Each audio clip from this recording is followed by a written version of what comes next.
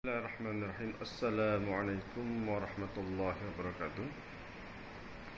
Alhamdulillahirabbil alamin wassalatu wassalamu ala asyrafil anbiya'i wal mursalin sayyidina wa maulana Muhammadin amma ba'du.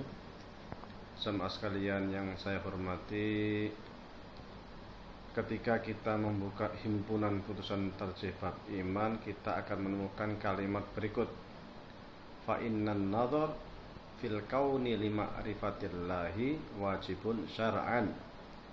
Nadhar yang huru itu artinya melihat. Melihat di sini bisa maknanya melihat dengan mata. Ana angdur ilaik, saya melihat kamu. Oleh karena itu Nabi Musa ketika meminta kepada Allah untuk bisa melihat Allah, Nabi Musa mengatakan, arini angdur ilaik, ya Allah, tampakkanlah engkau, saya ingin melihatmu, saya ingin melihatmu. Maka Allah Subhanahu wa taala juga menggunakan kata-kata nadhara, menjawabnya dengan kata-kata nadhara. Qala lan tarani walakin ungdur ilal jabali. Engkau tidak akan pernah melihat aku, tapi ungdur ilal jabali, lihatlah kepada gunung tersebut. Fa in istaqarra makanahu fasaufa taroni. Kalau gunung itu tetap di tempatnya, maka engkau akan melihat aku. Angdur ilaik. Oleh karenanya alat untuk melihat di dalam bahasa Arab namanya nadhara. Nadhara itu alat untuk melihat. Tapi kadang nadhar yang dulu itu kadang bukan sekadar melihat dengan mata, tetapi juga melihat dengan mata dan dicerna dengan pikiran. Oleh karenanya dalam ayat Al-Quran dikatakan, afala yanzuruna ilal ibili kaifa khuliqat wa ilas samai kaifa rufi'at. Afala yanzuruna ilal ibil, apakah engkau tidak melihat unta? Bukan berarti kita duduk unta jalan kemudian kita pentalengin gitu kan, kita lihat unta. Tidak, maksudnya adalah engkau tidak melihat unta dan kau fikirkan bagaimana Allah menciptakan unta, di mana ia bisa berjalan lama di padang pasir, bisa lama tidak makan, tidak minum, dan kuat. Nah, kan? Luar biasa hewan unta ini, sangat kuat hewan padang pasir. Makanya julukannya perahu padang pasir, karena saking luar biasanya unta ini. Di dalam ayat lain juga dikatakan kulsiru fil ardi fangduru kaifa kana akibatul mujrimin. Jadi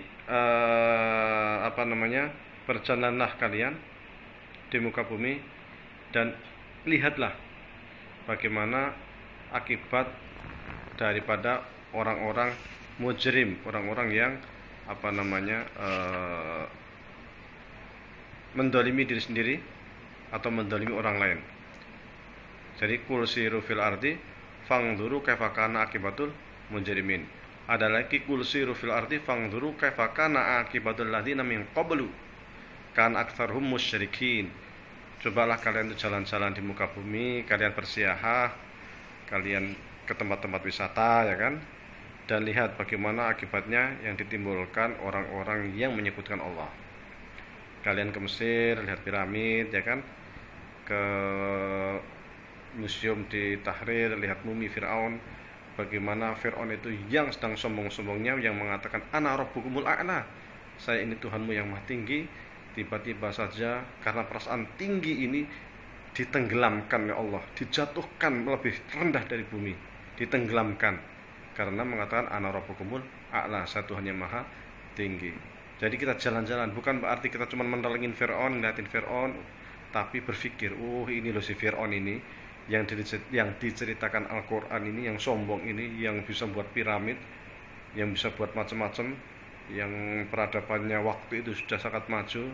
Ini ternyata, tapi sekarang sudah menjadi jasad yang tidak bernyawa, yang tidak berguna, dan dia ditenggelamkan oleh Allah Subhanahu wa taala. Jadi nadhar yang dulu itu bisa berarti melihat dan kita pikirkan apa yang terjadi. Nadhar yang dulu itu juga bisa berarti teori. Makanya dalam bahasa Arab ada istilah nadhariyah, teori. Kenapa? Karena kita melihat, kemudian kita meneliti, kemudian kita mengambil kesimpulan, maka ada istilah nadhariyah, nadharatun nisbiyah, teori apa istilahnya itu nisbi, relativitas, teori relativitas, nadhoriyatun nisbiyah. Demikian, wabillahi taufiq hidayah. Kurang dan lebih mohon maaf. Assalamualaikum warahmatullahi wabarakatuh.